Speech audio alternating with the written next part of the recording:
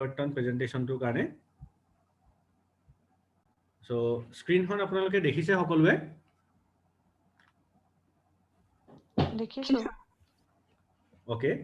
so পৰিৱৰ্তন কেনেকুৱা হয়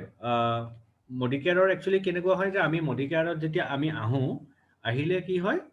আমি ইয়াতে এটা পৰিৱৰ্তন পাম আৰু কি পৰিৱৰ্তন পাম বা কি চেঞ্জ পাম আমি সেই বস্তুখিনি আজি ইয়াতে দেখিব পাম আৰু সেইকাৰণে ইয়াতে আমাৰ যিজন ওনাৰ সমীৰ মোদী যেটো মডিকেয়াৰ আপোনাৰ 1996 ৰ পৰা চলি আহিছে ইয়াতে এটা কথা কোৱা যায় যে সোচ বদলো খুদ কো বদলো দুনিয়া বদলো মানে আপুনি কি হয় আপোনাৰ নিজৰ যেটো থিংকিং হেতু আপুনি চেঞ্জ কৰিব লাগিব ফাৰ্স্ট তাৰ পিছতে আপুনি কি ক'ব আপুনি পাব নিজে আপুনি চেঞ্জ হৈছে আৰু তাৰ পিছতহে আপুনি পৃথিৱীক চেঞ্জ কৰিব পাৰিব বা ইণ্ডিয়া মানুহখিনি চেঞ্জ কৰিব পাৰিব বা ইণ্ডিয়াৰ কাৰণে আপুনি কাম কৰিব পাৰিব সেইকাৰণে ইয়াতে কোৱা যায় যে সোচ বদলো খুদ কো বদলো দুনিয়া বদলো আৰু নেক্সট আমাৰ যেটো প্ৰেজেন্টেশনৰ আমাৰ স্টাৰ্ট হ'ব প্ৰেজেন্টেশনটো কৰাৰ কাৰণে আমাৰ যেটো পৰিৱৰ্তন আহিব সেই পৰিৱৰ্তন ক'ত ক'ত আহিব পাৰে যে আমাৰ প্ৰত্যেকজন মানুহৰ কিছুমান সপোন থাকে আপোনাৰো নিশ্চয় এনেকুৱা কিছুমান সপোন থাকিব সেই সপোনবিলাক কেনেকুৱা ধৰণৰ হ'ব পাৰে যে কোনোবাই হয়তো ফাইনান্সিয়েল সিকিউৰিটি বিচাৰে কোনোবাই হয়তো সন্মান বহুত ভাল পায় কৰবাত সন্মান পালে কোনোবাই হয়তো ওয়াৰ্ক লাইফ ব্যালেন্স নিজৰ কাম আৰু ঘৰৰ যেটো এটা আমাৰ পৰিবেশ থাকে দুইটাৰ মাজত এটা ব্যালেন্স বিচাৰে কিছুমানে গাড়ী ভাল পায় সবৰে বেলেগ বেলেগ সপোন থাকিব পাৰে কোনোবাই হয়তো চেৰিটিৰ কাৰণে কাম কৰিব বিচাৰে কোনোবাই ভাবে যে বোলে নহয় মোৰ এটা সপোন আছে ডাঙৰ ঘৰ এটা বনোৱা কোনোবাৰ হ'ব পাৰে যে মই বাচ্চাক মোৰ ভাল এটা এডুকেশ্যন দিম আৰু কিছুমানে বিচাৰে যে মই এটা ফ্যামিলিৰ লগত কোৱালিটি টাইম যাতে মই দিব বিচাৰো মোৰ ইনকাম যিয়ে নহওক কিন্তু মই ফ্যামিলিৰ লগত থাকিব বিচাৰো কিছুমানে ফুৰি ভাল পায় সো এনেকুৱা আমাৰ প্ৰত্যেকজন মানুহৰে বিভিন্ন ধৰণৰ সপোন কিছুমান থাকে আৰু এই সপোনবিলাক লৈয়ে আমি মানুহবিলাক জীয়াই থাকো কিন্তু এই সপোনবিলাক আপোনালোকে পুৰা কৰাৰ ক্ষেত্ৰত বিভিন্ন বাধা কিছুমান আহি পৰে সেইবিলাকে কি হৈছে কষ্ট অফ লিভিং ইয়াতে জাস্ট এটা এক্সাম্পল দিয়া গৈছে যে 1960 1960 চনত যদি এটা ফ্যামিলি 100 টকা দি চলিছিলে সেই ফ্যামিলিটো ইনকাম যেতিয়া অলমোস্ট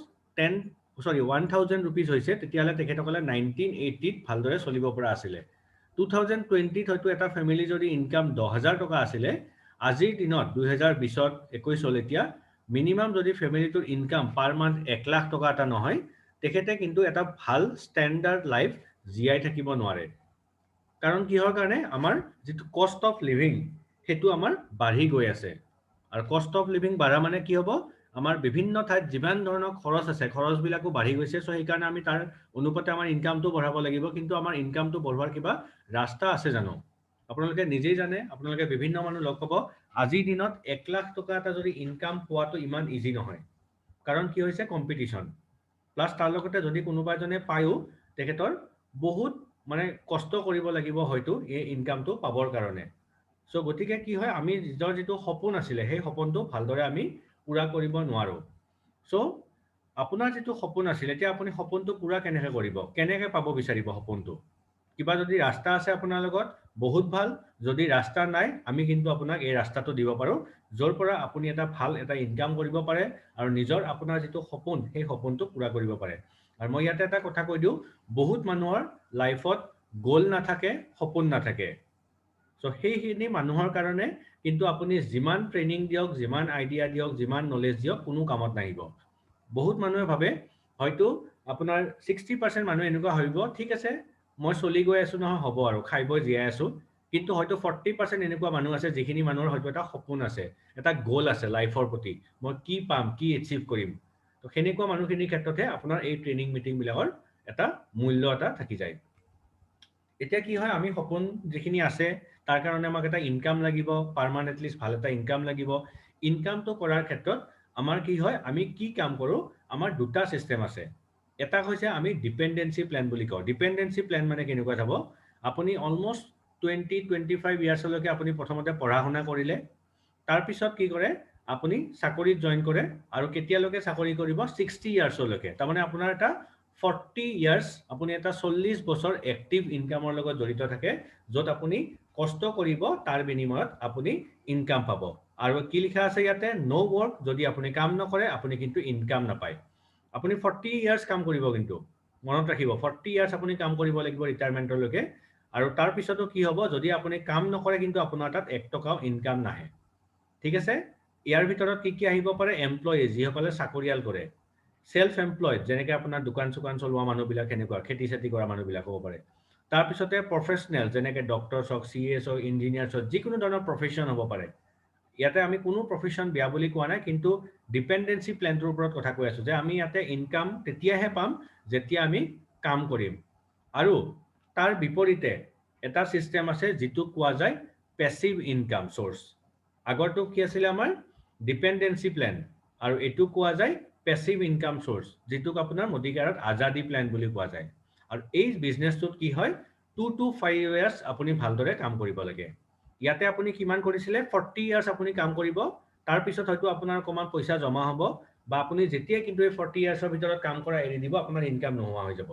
কিন্তু ইয়াতে কি হৈ যায় আপুনি 2 to 5 ইয়াৰ্স অনলি কাম কৰিব লাগিব আৰু তাৰ পিছত আপুনি ৰিটায়াৰমেন্টৰ লাইফ এটা জিয়াই থাকিব পাৰিব প্ৰথম অৱস্থাত কি হয় ইয়াতে আপুনি দেখিছে গ্ৰাফটো সময়টো আপুনি বেছি দিব লাগিব কিন্তু হয়তো আপোনাৰ ইনকামটো কম থাকিব কিন্তু লাহে লাহে যেতিয়া আপোনাৰ এটা সময় অতিবাহিত হৈ যাব টাইম গৈ থাকিব আপুনি চাব আপোনাৰ কষ্টটো কমি গৈ থাকিব কিন্তু তেতিয়া ইনকামটো আপোনাৰ বাঢ়ি গৈ থাকিব ইয়াতে দেখিছে এফৰ্ট কমি গৈছে ইনকাম বাঢ়ি গৈছে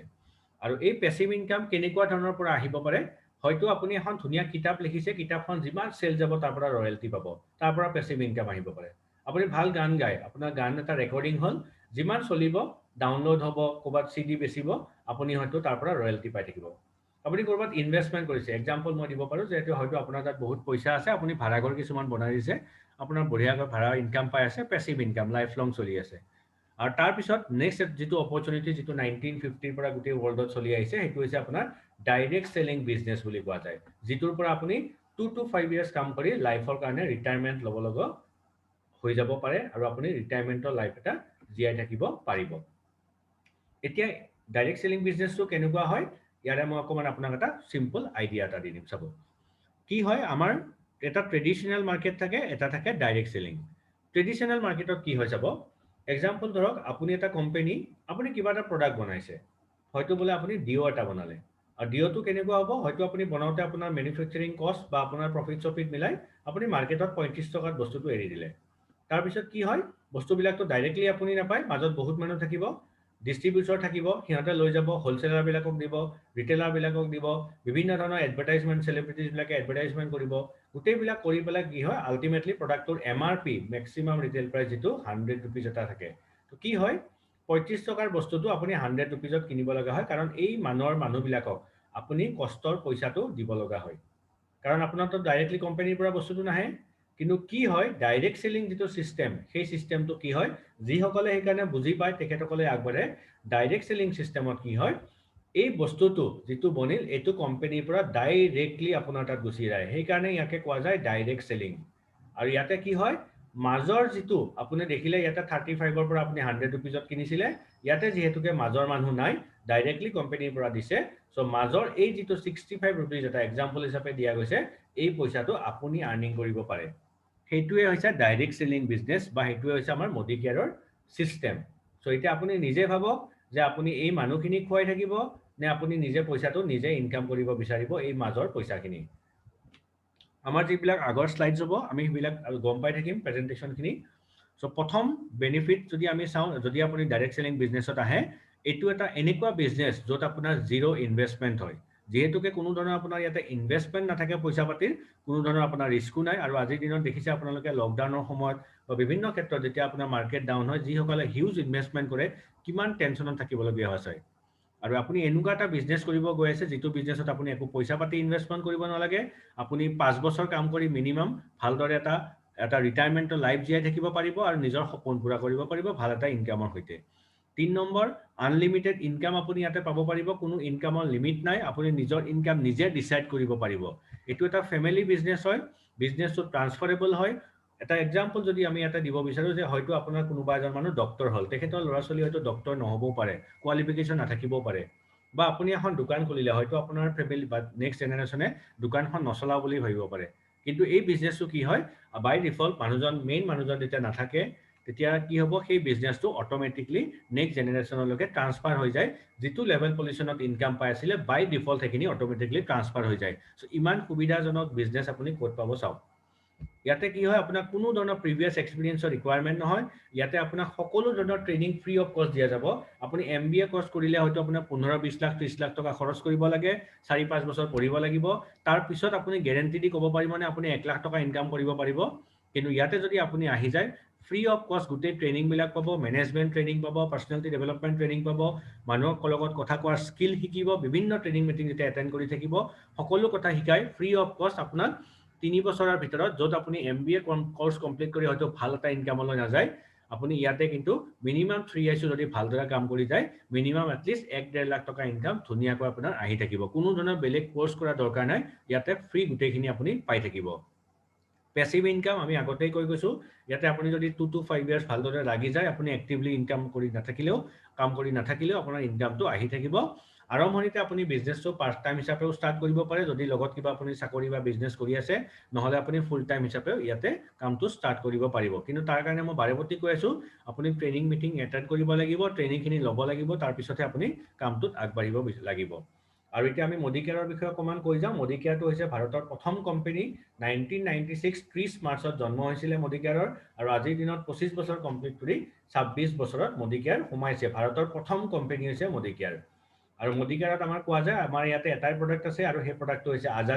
আজাদি মানে হনে financial Azadi time freedom plus মানি ফ্ৰীডম ইয়াতে নিজে পোৱা আৰু ভাৰতৰ প্ৰত্যেকজন মানুহক দিয়া এইটোৱে হৈছে আমাৰ মডিকেয়াৰৰ মটো এতিয়া যদি আমি মডিকেয়াৰৰ অকমান হিষ্ট্ৰী লৈ যাওঁ মডিকেয়াৰৰ যেটো গ্ৰুপ হয় হেতু হৈছে মডি গ্ৰুপ আৰু সেই গ্ৰুপটো জন্ম হৈছিল 1932 আৰু তাৰ ফাউন্ডাৰ মেম্বাৰ আছিল ৰায় বাহাদুৰ গুজৰমল মোদী তেখেতে এই গ্ৰুপটোৰ জন্ম দিছিল 400 টকা দি এটা সুগাৰ মিল স্থাপন কৰিছিল বেগামাবাদ বুলি এটুকুৰা ঠাইত আৰু বেগামাবাদক আজিৰ দিনত মদিনগৰ বুলি জনা যায় আৰু তেখেতে এই দেখিছে জৱাহৰলাল নেহৰুৰ লগত তেখেতে আছিল আৰু বিভিন্ন ক্ষেত্ৰত মানে দেশৰ কাৰণে কাম কৰাৰ কাৰণে 1933 পৰা 72 লৈকে তো 1968 তেখেতক পদ্মভূষণ এৱাৰ্ডো দিয়া গৈছিল ভাৰতৰ আমাৰ প্ৰধানমন্ত্ৰীৰ দ্বাৰা তাৰ পিছতে তেখেতৰ ল'ৰা কেকে মোদী আহিলে তেখেতৰ মোদীয়ে দেউতাকৰ যেটো সপোন আছিল ভাৰতীয় মানুহখিনিৰ কাৰণে কিবা কৰা সেই সপোনটোকে লৈ মডিকেয়াৰৰ বিজনেসটো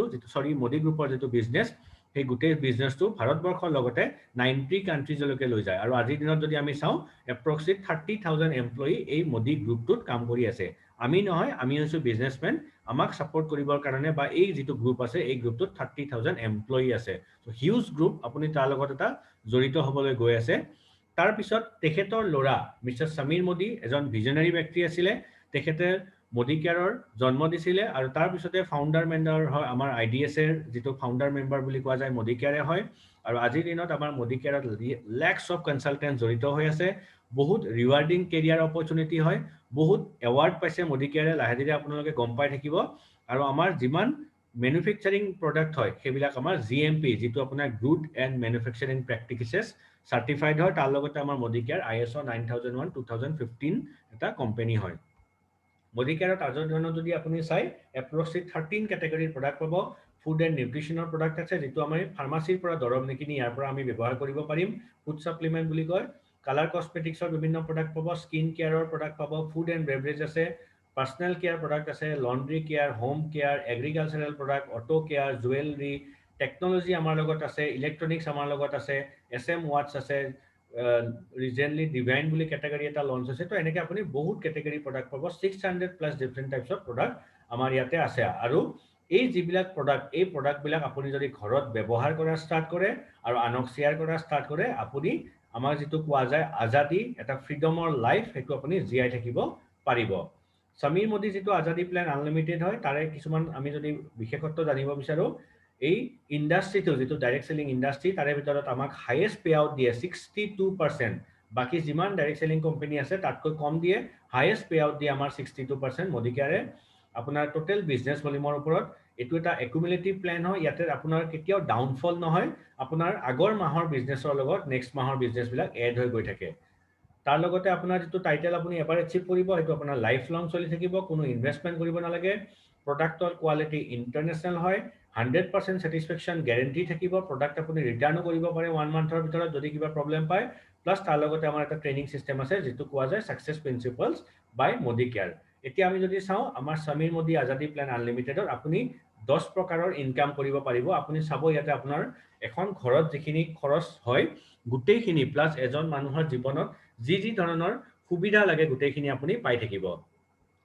ইয়াতে আমাৰ প্ৰথম বেনিফিট কি হয় আপ টু 20% লৈকে আপুনি ডিসকাউন্ট পাব প্ৰডাক্টৰ ওপৰত আকৌ সেইখিনি বস্তু যদি আপুনি সেল কৰে আপুনি ৰিটেইল প্ৰফিটটো পাব পাৰে 7 ৰ পৰা 16 লৈকে আমাৰ ইয়াতে একুমুলেটিভ পাৰফৰম্যান্স বোনাছ আছে ডাইৰেক্টৰ বোনাছ আছে টিম বিল্ডাৰ বোনাছ আছে লিডাৰশিপ বোনাছ আছে ট্ৰেভেল বোনাছ আছে ভেহিকল বোনাছ পাব ড্ৰিম হোম বোনাছ পাব অটুট বন্ধন বোনাছ পাব তাৰ লগতে বাচ্চাৰ এডুকেশনৰ কাৰণে আমাৰ ফান্ড আছে ক্ৰিটিকেল ইলনেছৰ কাৰণে ফান্ড আছে মেৰেজৰ কাৰণে ফান্ড আছে বিভিন্ন আৰু আমাৰ সিস্টেম আছে যেতিয়া আপোনাৰ আমাৰ ট্ৰেনিং বিলাক এটেন্ড কৰিব গোটেইখিনি কথা গম পাই গৈ থাকিব তো প্ৰথম যেটো বেনিফিট দিছে এটা এক্সাম্পল হিচাপে আপোনালোকক বুজোৱা গৈছে ইয়াতে যে ৰিটেইল প্ৰফিট মানে কি বা সেভিং হোম কনজাম্পশন মানে কি ফৰ এক্সাম্পল যে কোনোবা এটা বস্তুৰ হয়তো এমআৰপি হৈছে 120 তো আপুনি যদি 20 रुपीस ডিসকাউন্ট কৰি 100 रुपीसত পায় হেতুক আপোনাৰ ডিস্ট্ৰিবিউটৰ প্ৰাইস বুলি কোৱা যায় তো আমাৰ প্ৰডাক্ট বিলাক আপুনি ডিস্ট্ৰিবিউটৰ প্ৰাইসত পাব যেটো আপুনি ডিসকাউন্টেড প্ৰাইসৰ হয় আপ টু 20% লৈ থাকে আৰু কিছুমান ফেষ্টিভেল বা অকেজনত এটো আপ টু 50% লৈকে গুছি যায় তাৰ লগতে আমাৰ এটা বহুত এটা ইম্পৰ্টেন্ট প্ৰগ্ৰাম আছে যেটোক আপোনাৰ লয়ালিটি প্ৰগ্ৰাম বুলি কোৱা যায় এতিয়া আপোনালোকে চাওক আপোনালোকে নিজৰ ঘৰৰ বজাৰখিনি এখন কাখৰ দোকানৰ পৰা হয়তো বহুত বছৰৰ পৰা কৰি থাকে কিন্তু আপুনি তাৰ পৰা কিবা ইনকাম পায় নেকি বা হি আপোনাৰ কিবা এক্সট্ৰা বেনিফিট দিয়ে নেকি আপুনি হয়তো আজি 20-25 বছৰ বজাৰ কৰিছে হি আপোনাৰ কেতিয়াবা কৈছে নেকি যে আপুনি ইমান বছৰ বজাৰ কৰিলে এক মাহ ফ্ৰী লৈ যাও কিন্তু মডিকেৰে কি দিয়ে আপুনি যদি মিনিমাম যদি 6 মাহ বজাৰ কৰে ইয়াতে জাস্ট এটা এক্সাম্পল দিয়া গৈছে যে যদি আপুনি 6 মাহ 5000 কৈ বজাৰ কৰে আপুনি 7 নম্বৰ মাহত 5000 টকাৰ ফ্ৰী বজাৰ কৰিব পাৰিব টকা পইচা একো দিব নালাগে আকৌ যদি নেক্সট 6 মান্থ আপুনি যদি আকৌ কন্টিনিউটি কৰে নেক্সট যেটো 7 মান্থত আপুনি 5000 কৈ দুখন একেলগে কুপন পাব সো আলটিমেটলি আপুনি এবাৰ 5000 এবাৰ 10000 ৰ ফ্ৰী প্ৰডাক্ট পাব ঘৰৰ বজাৰখিনি কৰাৰ কাৰণে সো কিমান ধুনিয়া বেনিফিট চাও বহুত বেনিফিট আছে লাহে লাহে গম পাব এদিনতে গোটেইখিনি গম নাপাব তাৰ কাৰণে আপুনি ট্ৰেনিং মিটিং এটেন্ড কৰিব লাগিব আমাৰ ইয়াতে এটা ক্যাশবেক অফাৰ আছে যেটো আপোনাৰ বোনাছ বুলি কোৱা যায় আপুনি যিমান বজাৰ কৰিব তাৰ ওপৰত কিছুমান পইণ্টস থাকে যেনেকৈ আপুনি শপিং মলত গলে যে পইণ্ট জমা হোৱা বুলি কয় ৰিৱাৰ্ড পইণ্ট সেম এনেকৈ আমাৰ প্ৰত্যেকটো প্ৰডাক্টৰ পইণ্টস কিছুমান থাকে আৰু পইণ্টছৰ ওপৰত ডিপেন্ড কৰি আপুনি প্ৰথম যেটো বেনিফিট এটা দিয়ে 7 ৰ পৰা 16% লৈকে আপোনাৰ বেংকত ক্যাশবেক হয় 8 তাৰিখে এভৰি মান্থৰ ফৰ এক্সাম্পল ইয়াতে কি হয় আপুনি যেতিয়া বজাৰ কৰি গৈ থাকিব আপুনি যেতিয়া অলমোস্ট পইণ্টস একুমুলেটিভ হৈ গৈ থাকিব আপুনি বজাৰ কৰাৰ পিছত প্ৰত্যেক মাহে পইণ্টস আগৰ মাহৰ লগত এড হৈ গৈ থাকিব যেতিয়ালৈকে আপুনি 300 পইণ্টৰ ভিতৰতে থাকিব আপোনাৰ বজাৰৰ ওপৰত 7% ক্যাশবেক পাব যেতিয়া আপুনি 301 ক্ৰছ কৰি পেলাই 1200 মানৰ ভিতৰলৈ থাকিব তেতিয়া আপুনি প্ৰত্যেকটো প্ৰডাক্টৰ পৰা 10% ক্যাশবেক পাব এটো এটা 2 নম্বৰ বেনিফিট আগতে যেটো কৈছিলো হেতু বেলেগ মই কানে কৈ আছো আপুনি এটা বহুত ধৰণৰ ইনকাম পাব এটা প্ৰডাক্টৰ ওপৰতে এটো এটা মই সেকেন্ড বেনিফিট কৈ আছো আৰু আপোনাৰ কিছুমান ডেজিগনেশন লেভেল ইয়াতে থাকে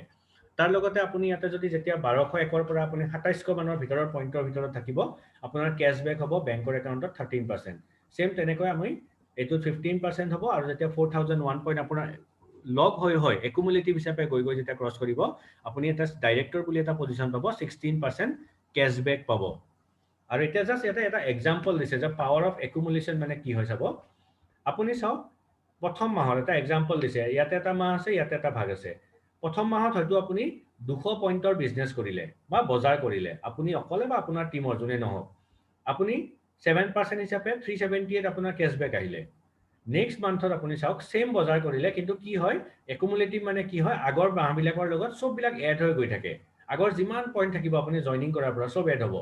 কি হয় 200 লগ হৈ পেলাই 400 তো এই মাহত আপোনাৰ পইণ্ট 200 নহব 400 হ'ব কাৰণ আগৰখিনিৰ লগত পইণ্ট হ'ব এড কি হল ইয়াতে আপুনি সেম বজাৰ কৰি 378 পাইছিলে ইয়াতে আপুনি সেম বজাৰ কৰি 540 পালে তো ডিফাৰেন্স দেখিলে পাৱাৰ অফ একুমুলেশন বুলি কয় কেনেকৈ এড হৈ গৈ থাকে ইয়াতে আৰু এটা এক্সাম্পল দিছে আপুনি ইয়াতে 1000 পইণ্টৰ বজাৰ কৰিলে আপোনাৰ ক্যাশবেক আহিলে 2700 টকা নেক্সট মাহত 1000 আকৌ পইণ্ট বজাৰ কৰিলে আপোনাৰ এড হৈ পেলাই 2000 হৈ গল আপোনাৰ একাউণ্টত কিমান সোমাল পইচা কেনেকৈ বাঢ়িছে চাওক নেক্সট মাহত আকৌ আপুনি সেম বজাৰ কৰিলে কিন্তু আপোনাৰ এড হৈ গল আগৰ মাহখিনিৰ লগত 3 মাহ কিমান পালে 4050 টকা কোনোবা দোকানী আপোনাক দিয়ে নে কেতিয়াবা ক্যাশবেক এনেকে তো এইটোৱে হৈছে মডিকেৰৰ পাৱাৰ বহুত বেনিফিট আছে জাস্ট অনলি মই আপোনাক দুটা বেনিফিট কৈছো আৰু 8টা বেনিফিট পাব ইয়াৰ পৰা আৰু আমাৰ ইয়াতে কিছুমান ফাৰ্স্ট ষ্টাৰ্ট প্ৰগ্ৰাম আছে যদি আপুনি ডাইৰেক্টলি যেটো মই আপোনাক কিছুমান লেভেল কৈছিলো 7 10 কৰি বলে এনেকে সেম তেনেকে আপুনি যদি 10% লেভেলটো ডাইৰেক্টলি আপুনি যাব বিচাৰে তাৰ কাৰণে আমাৰ এটা সিস্টেম আছে আপুনি এপ্ৰক্সলি এনি নৰমাল হিচাপত গলে 10% পাবৰ কাৰণে প্ৰায় আপোনাক 18000 মান টকাৰ শপিং লাগে কিন্তু আপুনি যদি এক মাহতে প্ৰথম মাহৰ পৰা যদি ডাইৰেক্টলি 10% ক্যাশবেকত যাব বিচাৰে এপ্ৰক্সলি প্ৰায় 12-13000 টকাৰ শপিং কৰিলে আমাৰ এটা ফাৰ্স্ট ষ্টাৰ্ট প্ৰগ্ৰাম আছে আপুনি ডাইৰেক্টলি 10%ত জয়েন কৰিব পাৰে কোম্পানী ফালৰ পৰা গিফ্টটো পাব বিভিন্ন সিস্টেম আছে ইয়াতে গম পাই থাকিব এতিয়া ইয়াতে কি হয় চাব মই যাতে কৈছিলো আপোনাক ডাইৰেক্টৰ বুলি এটা আপুনি টাইটেল পাইছিলে বজাৰ কৰি কৰি অলপ আগতে দেখিলে তো কি হয় আমাৰ ইয়াতে কিছুমান লিডাৰশ্বিপ টাইটেল আছে যৰ পৰা আপোনাৰ বিভিন্ন ধৰণৰ ইনকাম ষ্টাৰ্ট হয় য'ত আমি দেখিছিলো কাৰ ফাণ্ড ফৰেন ট্ৰিপৰ কাৰণে ফাণ্ড হাউচ ফাণ্ড বাচ্চাৰ এডুকেশ্যন বিভিন্ন ফাণ্ড যে আছে সেইবিলাক কেনেকৈ হয় গৈ যেতিয়া আপুনি ডাইৰেক্টৰ হ'ব নিজে তেতিয়া কি হয় আপুনি এটা নিজৰ বোনাছ এটা পাই থাকিব ডাইৰেক্টৰ বোনাছ কি হয় আপোনাৰ নিচিনা আপোনাৰ তলত যদি কোনোবা এজন মানুহো যদি ডাইৰেক্টৰ হ'ল এইখিনি বস্তু কেতিয়া হ'ব যদি আপুনি বিজনেছ কৰে ইয়াতে আপোনাৰ দুই ধৰণৰ সুবিধা আছে সেইটো আমি অহাকালি অকণমান বুজাই দিম আপুনি ইয়াতে কনজিউমাৰ হিচাপেও বেনিফিট লৈ থাকিব পাৰে আপুনি বিজনেছো কৰিব পাৰে তো এইটো হৈছে বিজনেছৰ পাৰ্ট যিহেতুকে আজি আমাৰ আপোনালোকক এটা পৰিৱৰ্তন দেখাই আছোঁ তো কি পাব পাৰে বিজনেছ কৰিলে সেইটো দেখুৱাইছোঁ আপোনাৰ নিচিনা যদি আপুনি কোনোবা এটা ফেমিলিক ছাপৰ্ট কৰিলে আৰু সেই ফেমিলিটো যদি আপোনাৰ তলত ডাইৰেক্টৰ এচিভ কৰিলে আপোনাৰ পজিশ্যনটো হৈ যায় ছিনিয়ৰ ডাইৰেক্টৰ আপোনাৰ নিচিনা আপোনাৰ তলত যদি দুটা ফেমিলিক যদি আপুনি ডাইৰেক্টৰ বনাই দিব পাৰিলে আপুনি হৈ গ'ল এক্সিকিউটিভ ডাইৰেক্টৰ যেনেকৈ আপোনাৰ তলত যদি তিনিটা ফেমিলিক যদি আপুনি ডাইৰেক্টৰ বনাই দিব পাৰে আপোনাৰ তলত আপুনি হৈ যায় ছিনিয়ৰ এক্সিকিউটিভ ডাইৰেক্টৰ এনেকৈ আপোনাৰ পজিশ্যনবিলাক চেঞ্জ হৈ গৈ থাকে আৰু 14 বা 14ৰ যেতিয়া ওপৰত যাবগৈ আপোনাৰ ডেজিগনেশ্যন হৈ যায় গ্লোবেল ব্লেক ডায়মণ্ড ডাইৰেক্টৰ বুলি কয় মোদীকেয়াৰৰ টপ লেভেল আৰু এইটো যদি আপুনি লেভেল পাব 14টা ফেমিলিক ছাপৰ্ট কৰি যদি ডাইৰেক্টৰ বনাব পাৰিব আপোনাৰ income minimum 4 to 5 lakh minimum হৈ গ'ল তাৰ ওপৰতে গুচি যায় আৰু এই লেভেলটোত আমাৰ যিজন টপ আৰ্নাৰ ডক্টৰ সুৰেখা ভাৰ্গৱ তেখেতে আৰ্নিং কৰে 1.75 কৰোৰ তো বহুত ভাল কথা নিশ্চয় ইমান ডাঙৰ ইনকাম আপুনি হয়তো এক্টিভ ইনকামত কেতিয়াও নাপাব কিন্তু পেছিভ ইনকামত ইয়াৰ চিষ্টেমটো দ্বাৰা আপুনি হয়তো পাই যাব পাৰে ইয়াতে কি হয় যেতিয়া আপুনি ডাইৰেক্টৰ লেভেলত থাকে আপুনি কি পায় ডাইৰেক্টৰ বোনাছ পায় বাকি যিবিলাক বেনিফিট আছে পাবই তাৰ লগতে এইটো এক্সট্ৰা কেছবেক পালে আপোনাৰ হয়তো ডিসকাউন্ট পালে অফাৰ পালে মাহে মাহে ফ্ৰী পালে যিবিলাক থাকে তাৰ লগতে 6 মান্থৰ মূৰে মূৰে ফ্ৰী সব থাকিব তাৰ লগতে এইবিলাক এডিশনাল এড হৈ গৈ থাকিব যেতিয়া আপুনি ডাইৰেক্টৰ হ'ব আপোনাৰ কিছুমান ডাইৰেক্টৰ বোনাছ পুল বুলি কোৱা যায় তাৰ পৰা আপোনাক এটা 4% ডাইৰেক্টৰ বোনাছ এটা আপোনাক দিব তাৰ কাৰণে আপোনাৰ এটা ক্ৰাইটেৰিয়া থাকে তাৰ ক্ৰাইটেৰিয়া মেইনটেইন কৰিব লাগে সেইটো মেইনটেইন যদি কৰি থাকে আপুনি ডাইৰেক্টৰ বেনিফিট পাব ডাইৰেক্টৰ বোনাছ পুলত আপুনি সোমাই পৰিব আৰু এটা ভাল এটা ইনকাম আপোনাৰ তাত ধুনীয়াকৈ আহি থাকিব তাৰপিছত কি হ'ব যেতিয়া আপুনি সিনিয়ৰ ডাইৰেক্টৰ হৈ যাব অলপ আগতে আমি চাইছিলো যেতিয়া আপুনি এটা কোনোবা ফেমিলিক সহায় কৰি তেখেতক ডাইৰেক্টৰ বনাব পাৰিব আপুনি এটা টিম বিল্ডাৰ বোনাছ বুলি এটা পোৱা যায় সেই বোনাছটো আপুনি পাই থাকিব আৰু এইটো বোনাছ আপোনাৰ তলত যিমান ধৰণৰ মানুহ জয়েন হ'ব যিমান আপোনাৰ টিমেও কাৰোবাক জয়েন কৰিব যেহেতু এইটো কোনো চেইন সিস্টেম নহয় আলটিমেটলি এই বোনাছটো প্ৰত্যেকজন ডাইৰেক্টৰৰ পৰা আপুনি আপ টু 9th জেনেৰেশ্যনৰ পাব তলৰ 9জন মানুহৰ পৰা আপুনি পাই থাকিব পাৰিব মেক্সিমাম আৰু এইটো বহুত হিউজ ইনকাম হয় যদি আপুনি ভালদৰে ইন ফিউচাৰলৈকে আহি পেলাই বুজি পায় লিডাৰশ্বিপ প্ৰডাক্টিভিটি বোনাছ আছে মোদী কেয়াৰৰ আটাইতকৈ বহুত মালাই বুলি কোৱা যায় মক্খান বুলি কোৱা যায় এইটো বহুত হিউজ ইমান আপুনি যেতিয়া সিনিয়ৰ ডাইৰেক্টৰ হ'ব আৰু তাৰপিছত আপোনাৰ কিছুমান ক্ৰাইটেৰিয়া থাকে পইণ্ট মেইনটেইন কৰিব সেইটো যদি আপুনি মিলাব পাৰে আপুনি 15% লিডাৰশ্বিপ বোনাছ পাব এইটো মোদী কেয়াৰৰ আটাইতকৈ বহুত বঢ়িয়া ইনকাম এজন মানুহৰ কাৰণে আৰু এই লেভেলটো যেতিয়া পাই যায় এজন মানুহে ভালদৰে যদি এইটো লেভেলত থাকেগৈ তেখেতৰ ইনকাম মিনিমাম 40 to 50,000 এনেই হৈ যায় বেছিক হিচাপে মই কৈ আছো জাষ্ট ষ্টাৰ্টিং হিচাপে তাৰ লগতে ইয়াতে চাওক আপুনি যেতিয়া ডাইৰেক্টৰ আছিলে আপোনাৰ তলত এটা ডাইৰেক্টৰ বনোৱা মানে আপুনি সিনিয়ৰ ডাইৰেক্টৰ হৈ গ'ল তেতিয়া কি হ'ব এভৰি মান্থ 3% বিদেশ যোৱাৰ কাৰণে আপোনাৰ তাত বোনাছ সোমোৱা ষ্টাৰ্ট হ'ব যেটো কোৱা যায় ড্ৰিম ট্ৰেভেল বোনাছ পুল আপোনাৰ তাত সোমোৱা ষ্টাৰ্ট হৈ যাব আপুনি ফ্ৰী অফ কষ্ট ফৰেন ট্ৰিপ যাব পাৰিব দুবাৰ ফৰেন ট্ৰিপ যাব পাৰিব বছৰটোৰ ভিতৰত ফেমিলিক লৈ আপোনাৰ যেতিয়া ডাইৰেক্টৰ আছিলে আপোনাৰ তলত মই যে কৈছিলো আপুনি এটা দুটা তিনিটা ডাইৰেক্টৰ বনাই দিয়ে আপুনি সিনিয়ৰ এক্সিকিউটিভ ডাইৰেক্টৰ পজিশনত আহিব আপুনি বাকি যিমান বেনিফিট মই আগতে কৈ গ'ল গোটেইখিনিটো পাবই তাৰ লগতে গাড়ী কিনাৰ কাৰণে পইচা পাব আৰু এট প্ৰেজেন্ট মই নিজে সিনিয়ৰ এক্সিকিউটিভ ডাইৰেক্টৰ পজিশনত আছো আৰু ইয়াতে কি হয় আপোনালোকে বাকি বেনিফিটখিনিৰ লগতে আপুনি নিজৰ ড্ৰিম কাৰখন কিনাৰ কাৰণে এভৰি মান্থত আপোনাক ফাণ্ড জমা কৰি থাকিব কোম্পানীয়ে আপুনি যেতিয়া ইচ্ছা আপুনি গাড়ী কিনিব পাৰিব তাৰ ইএমআই তাৰ পেমেন্ট কোম্পানীৰ ফালৰ পৰা দিব আপুনি এক টকাও খৰচ কৰিব নালাগে আপুনি কোনটো বিজনেছৰ কোনটো চাকৰিত এই সুবিধাবিলাক পাব নিজৰ লগত ৰিলেট কৰি গৈ থাকিব 3 নম্বৰ আপুনি ঘৰ বনোৱাৰ কাৰণে পইচা পাব যেতিয়া আপুনি ডাইৰেক্টৰ হ'ব আৰু আপুনি মিনিমাম 6টা ফেমিলিক ডাইৰেক্টৰ বনাব পাৰিব ইয়াতে আপুনি তেতিয়া বাকি বেনিফিটখিনিৰ লগতে এক্সট্ৰা এটা এডিশনাল হৈ যাব যেটো কোৱা যায় ড্ৰিম হোম বোনাছ আপুনি ঘৰ কিনাৰ কাৰণে ঘৰ মেৰামতিৰ কাৰণে ফ্লেট কিনাৰ কাৰণে বিভিন্ন ক্ষেত্ৰত আপুনি যেতিয়া এপ্লাই কৰিব তাৰে যেটো ইএমআই বা তাৰ যেটো পইচা হ'ব হেতু আপোনাক কোম্পানীৰ ফালৰ পৰা দিব আৰু এটো এজন মানুহে পাৰ মান্থত 1 লাখ টকালৈকে পাব পাৰে তাৰ লগতে আমাৰ এটা ফান্ড আছে যেটো আমাৰ কোৱা যায় অতুত বন্ধন বোনাছ এই বোনাছৰ বিষয়ে মই একো নকওঁ এই বোনাছটো আপুনি এজন মানুহে বাকি বেনিফিটখিনিটো সব পাব তাৰ লগতে মিনিমাম 21 লাখ সৰি ম্যাক্সিমাম 21 লাখ টকালৈকে এজন মানুহে পাব পাৰে আপুনি ভাবক এটা বোনাসে যদি 21 লাখ টকা এজন মানুহৰ আহে বাকি ইনকাম কি হ'ব আপুনি নিজেই ভাবক বেলেগ একো ক'ব নালাগে ইয়াতে তাৰ পিছতে লিভ লাইফ অফ সিগনিফিকেন্স আপুনি যদি এই কামটোৰ লগত আহে আপুনি কি হয় ইয়াতে দুটা সিস্টেমত কাম কৰিব মডিকেয়াৰটো কেনেকুৱা হৈছে আপুনি নিজেও ইনকাম কৰিব প্লাস আপোনাক ইনকামৰ ৰাস্তাটো যেটো দেখুৱাই দিছিলে তেনেকৈ আপুনি বেলেগকো ইনকামৰ ৰাস্তা দেখুৱাব পাৰিব কাৰণ মডিকেয়াৰৰ লগত যেতিয়া আপুনি জড়িত হ'ব আপুনি এটা নোবেল বিজনেছত সোমাব আপুনি বেলেগ চাকৰি বিজনেছ কৰক আপুনি অকল নিজৰ ইনকামটোহে পাব বেলেগক আপুনি হয়তো ইনকাম দিয়াব নোৱাৰিব কিন্তু ইয়াতে আপুনি যেনেকৈ নিজৰ সপোন পুৰা কৰিছে আপুনি বেলেগৰো সপোন ইয়াৰ পৰা পুৰা কৰিব পাৰিব সেইকাৰণে এটো এটা নোবেল বিজনেছ বুলি কোৱা যায় আৰু যদি আপোনাৰ এটা সপোন আছে বেলেগক সাপোৰ্ট কৰা নিজৰ এটা ডাঙৰ কিবা কৰা আপুনি যিমান পাৰে ম্যাক্সিমাম আনক সহায় কৰিব সাপোৰ্ট কৰক মডিকেয়াৰৰ সিস্টেমে এনেকুৱা আপুনি যিমান বেছি মানুহক বেছি ইনকাম দিয়াব পাৰিব আপোনাৰ ইনকাম আৰু বেছি হৈ যাব এটোৱে হৈছে আমাৰ মডিকেয়াৰৰ আটাইতকৈ ডাঙৰ পাৱাৰ আৰু মডিকেয়াৰৰ যদি এই গুটেই সুবিধাবিলাক ল'ব বিচাৰে কেৰিয়াৰ বনাব বিচাৰে পেসিভ ইনকাম ল'ব বিচাৰে নিজৰ সপোন পুৰা কৰিব পাৰে ফ্ৰীডম অফ লাইফ জিয়াব পাৰে কোনো বস নাথাকাকৈ আপুনি কাম কৰিব বিচাৰে আপুনি ইয়াৰ পৰা এটা ট্ৰেইনিং সিস্টেমৰ সাপোৰ্ট পাব আৰু হেতু নাম হৈছে SPBM ইয়াক কোৱা যায় সাকসেস প্ৰিন্সিপলস বাই মডিকেয়াৰ ইয়াতে আপুনি ক্লাছৰুম সেশন পাব ট্ৰেইনিং ল'ব লাগিব আপুনি দিম তাৰ লগতে আপুনি অনলাইন ট্ৰেইনিং পাব যেনেকৈ এতিয়া মই আপোনাক এটা প্ৰেজেন্টেশন দিছো এটা এটা অনলাইনে প্ৰেজেন্টেশন হ'ব আৰু মোবাইলৰ জৰিয়তে আপুনি ল'ব পাৰিব বিভিন্ন সিস্টেমৰ দ্বাৰা আপুনি ইয়াতে ট্ৰেইনিং মিটিং এটেন্ড কৰিব পাৰিব আৰু এইখিনি ললেহে কিন্তু আপুনি সাকসেস হ'ব এইখিনি যদি ললয় আপুনি সাকসেস নহব যেনেকৈ মোবাইল এটাৰ কি হয় এটা 10 ডিজিট থাকে এটা নম্বৰ যদি খেলিমেলি হৈ যায় বেলেগত ফোন লাগি যায় ইয়াৰে এটা প্ৰথম পাৰ্ট আছে ট্ৰেইনিং মিটিং যদি আপুনি এটেন্ড নকৰে আপুনি কেতিয়াও লাইফত মডিকেয়াৰত কেৰিয়াৰ বনাব নোৱাৰিব না আপুনি পেসিভ ইনকাম পাব তাৰ লগতে আমাৰ বিভিন্ন টুলস আছে আমাৰ কেটালগ আছে কিছুমান ম্যাগাজিনস আছে আপুনি হেবিলাকৰ চাব পাৰিব হিন্দী ইংলিশ সবতে আছে ম্যাগাজিন বিলাকত আপোনাৰ কেনেকৈ বিজনেস কৰে কিমান মানুহ সাকসেস হৈছে আমাৰ নেশনাল যিখন ম্যাগাজিন আছে তাতে প্ৰত্যেকজনৰ নাম ফটো থাকে যিসকলে টপ লেভেল বিলাক এচিভ কৰিছে গুটেইখিনি আপোনালোকে পাব আৰু নিজৰ বিজনেসটো আগবঢ়াতে গুটেইখিনি আপোনাক সাপোৰ্ট কৰিব আৰু এই বিজনেসটো চোৱাৰ পিছত বা আমাৰ লগত জড়িত হোৱাৰ পিছত আমাৰ নেক্সট যেটো ট্ৰেইনিং এটো হৈছে পৰিৱৰ্তন যত আমি আপোনাক এটা থুলমুখ আভাস এটা দিলো ইয়াৰ পিছত আমাৰ নেক্সট যেটো প্ৰেজেন্টেশন থাকে হেতুক শুৰুৱাত বুলি কোৱা যায় শুৰুৱাত মানে হৈছে আৰম্ভণি কেনেকৈ কৰিম আমাৰ 10টা স্টেপ আছে 10 কদম আজাদী কে বুলি কয় যে আপুনি নিজৰ আজাদীৰ লগে যদি যাব বিচাৰে আপুনি 10টা স্টেপ ল'ব লাগিবতে কি 10টা স্টেপ ল'ব লাগিব হেকেটা আমি নেক্সট প্ৰেজেন্টেশনত দেখুৱাম তাতে আপুনি কম যে আপুনি 10টা কি স্টেপ ল'ব লাগিব যেকেটা লৈ আপুনি নিজৰ এটা ফ্ৰীডম অফ লাইফ আৰু ফ্ৰীডম অফ টাইম আপুনি ল'ব পাৰিব উইথ ফ্ৰীডম অফ মানি এই গুটেইখিনি আপুনি ইয়াতে পাব আৰু সেই কাৰণে আমাৰ ওনাৰ সমীৰ মোদীয়ে কৈছে যে আপুনি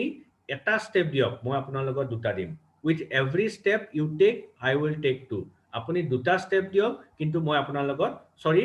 আপুনি এটা স্টেপ দিয়ক মই আপোনাৰ লগত দুটা স্টেপ দিম এটো হৈছে মডিকেয়াৰৰ সিস্টেম আৰু মডিকেয়াৰত এটাই কথা কয় যে আমি প্ৰত্যেকজন ভাৰতীয় মানুহক ফাইনান্সিয়ালি ফ্ৰীডম কৰি তুলিব লাগে আৰু হেতু মততে লগ হয় আমাৰ আজি এই জুমত যিমান মডিকেয়াৰৰ আমাৰ প্ৰেজেন্টাৰ বিলাক আছে যিবিলাক আমাৰ লিডাৰ্স আছে তেখেতসকলে সেই কামটোৱে কৰি আহিছে আৰু আমাৰ এটা বহুত নোবেল প্ৰফেশন হয় আমি যিসকল মডিকেয়াৰৰ লগত জড়িত হৈ আছো কাৰণ আমি ইয়াতে কি কৰিছো নিজৰ ইনকাম তেতিয়া আমি পাইছো যেতিয়া আমি বেলেগক সাপোৰ্ট কৰিব পাইছো এটোৱে হৈছে মডিকেয়াৰৰ সিস্টেম যে আপুনি ইয়াতে যিমান বেছি মানুহক ইনকাম দিয়াব পাৰিব যিমান বেছি মানুহক আপুনি সাপোৰ্ট কৰাব পাৰিব সিমানে আপুনি বহুত বেছি ইনকাম পাব হেতুৱে হৈছে আমাৰ মডিকেয়াৰৰ সিস্টেম সো আমাৰ হাতত আৰু জাস্ট 4 to 5 মিনিট সময় আছে সো এইটো এটা ইম্পৰ্টেন্ট প্ৰেজেন্টেশনে হয় আমাৰ মডিকেয়াৰৰ যেটো পৰিৱৰ্তন বুলি কোৱা যায় সো আপোনালোকৰ যদি কাৰোবাৰ কিবা খুদিব লগা আছে আপুনি এট লিষ্ট 3 to 4 মিনিট সময় আছে ডিসকানেক্ট হৈ যাব আমাৰ জুম 40 মিনিটৰ যেহেতুকে টাইম থাকে আপোনালোকে খুদিব পাৰিব কিবা যদি আপোনালোকৰ ডাউট বা কোৱেশ্চন বা কিবা ইনফৰমেশন বা কিবা পুৰণা লিডাৰসকলৰ সাজেশন আছে আপোনালোকে দিব পাৰিব